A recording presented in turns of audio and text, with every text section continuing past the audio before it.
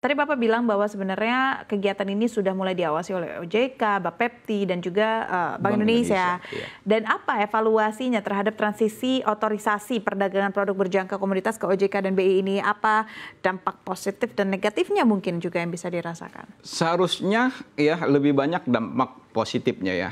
Nah, dampak positifnya tentu saja adanya pengawasan 3 regulasi nggak tanggung-tanggung di Indonesia. Industri mana yang diawasi oleh 3 regulasi? Berarti ini industri ini cakep nih, industri perdagangan berjangka komoditi. Bank Indonesia, OJK, dan Bapepti. Nah, adanya pengawasan 3 otoritas itu tentu ya mau tidak mau memaksa pelaku usaha ya, anggota kami Asuptindo agar patuh ya, comply terhadap aturan dari 3 regulasi ya yang berbeda-beda. Nah, dengan aturan tersebut tentu saja manfaat yang kita bisa ambil adalah tingkat kepercayaan masyarakat untuk berinvestasi atau bertransaksi di perdagangan berjangka komoditi. Tentu selain ada, tentu saja ada kekurangannya. Bukan kekurangannya, mungkin ini karena dari segi peralihan ya, Mbak. Dari segi peralihan pengawasan masih ada tumpang tindih ya, yang tentunya kan butuh waktu penyesuaian pengaturan-pengaturan. Diharapkan ke depannya ya, apabila sudah berjalan dengan normal, ya ini membawa hal yang lebih positif lagi. Contoh, Bank Indonesia, ini seharusnya belum kita ini hanya bocoran aja nih ya. Roadmap-nya memperbolehkan industri perdagangan berjangka untuk memasarkan sebagian dari produk-produk yang ada di bawah pengawasan Bank Indonesia. Belum saya sebut ya produknya karena belum boleh ya. Tapi mungkin sudah bisa dilakukan produk-produk itu ya, industri perdagangan sudah bisa ikut memasarkannya. Harapan kita, OJK juga memberi kelonggaran kepada kita untuk ikut ya, bisa membantu memasarkan produk-produk yang ada di bawah pengawasan OJK atau di pasar modal sana. Nah, tadi Bapak bilang tumpang tindih ini seperti ini ya Pak ya, maksudnya BI memberikan izin tapi OJK masih belum mengeluarkan izin, atau seperti apa tumpang tindihnya? Bukan, kalau tumpang tindihnya ini seperti memang masih dalam hal perizinan ya, perizinan. Karena izin kelembagaannya masih di otoritas kami yang lebih tua, Bapepti. Nah, namun pengaturan di sisi produk-produknya kan tentu memerlukan izin dan atau artinya gini, otoritas kita yang baru mau tidak mau mereka akan membuat satu aturan yang mungkin lebih khusus terhadap industri perdagangan berjangka. Nah, itu membuat aturan kan tidak dalam waktu dekat. Jadi ada masa transisi.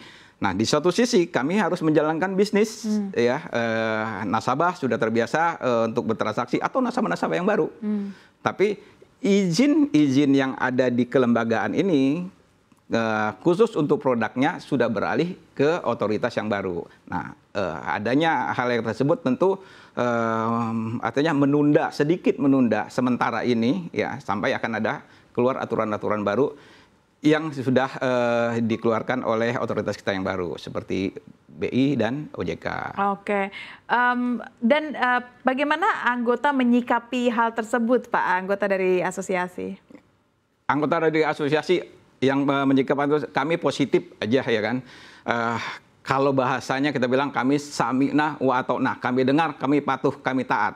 Ya, nah kita tetap positif. Ya, selagi kita bisa mengejar peluang mencari kesuksesan di situ ya. Nah, karena 3 otoritas kita itu tentu saja harapan kami kan masih berharap ya, tidak saja selalu mengedepankan kepada masyarakat saja. Selain itu pastinya, tapi bagaimana juga bersinergi ya. Kami pelaku usaha, anggota kami siap ya menerima regulasi yang baru, siap menjalankan. Nah, harapannya bisa disesuaikan sinergi seimbang ya dengan aturan-aturan yang ada sebelumnya ya, agar pada saat transisi itu tentunya tidak merepotkan ya, tentu.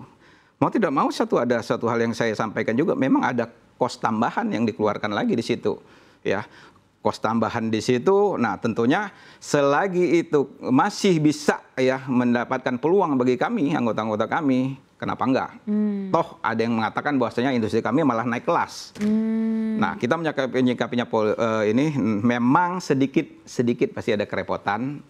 Nanti insya Allah setelah semuanya berjalan dengan lancar, kita pastikan industri akan berkembang. Baik, sekarang kami mau beralih ke tren dari minat investasi gitu. Bagaimana Anda melihat minat investasi para investor, retail ataupun besar untuk berinvestasi di industri komoditas berjangka khususnya pasca pandemi hingga 2025 ini?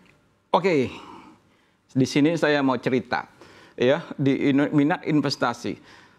Belakangan ini banyak sekali investor asing ya yang ingin bertemu dengan kami di asosiasi ya. Nah, ada suatu fenomena bahwasanya mereka ingin mulai membuka perusahaan pialang baru menjadi anggota Suptindo. Nah, jadi artinya minat investasi ya, minat untuk produk-produk ini ya saya belum dapat datanya dari luar sana. Cuman dari Eropa sudah pada masuk nih. Saya nggak sebut nama PT-nya, tapi sekarang ini sudah 3. Dari Eropa sudah masuk. Nah, khusus untuk produk saham ya single stock ya, saham luar ini banyak sekali, tidak saja di Asia tapi banyak sekali invasi dari bahkan sekuritas-sekuritas pun sepertinya mencoba penjajakan ke dalam produk-produk tersebut. Nah, kita tahu kemarin ya pada saat transaksi ya di bursa efek ya sedikit menurun, sedikit kita bilang kan, justru transaksi di kami meningkat. Nah, mungkin saya pernah bertanya juga kepada rekan saya, kolega saya di salah satu direksi salah satu sekuritas. Nah, yang mencoba menjajakin industri perdagangan berjangka. Nah, menurut mereka ini mungkin sebagai alternatif investasi bagi nasabah existing nasabah yang ada, selain pada saat mereka punya opsional pada saat market di salah satu market sedang tidak kondisinya tidak baik untuk bertransaksi, ada alternatif baru di perdagangan berjangka komoditi. Oke, tapi kan Pak, pemahaman ini yang masih menjadi kendala ya untuk single stock futures ini kan, ini kan masih menjadi kendala. Oke, nah makanya salah satu tugas kami didukung harapan dengan sinergi koordinasi bersama regulator kami yang baru ya, yang lama juga ya, bersama pelaku ya, bagaimana melakukan literasi, mengedukasi. Ini masih dalam bulan-bulan literasi, kami siap. Iya,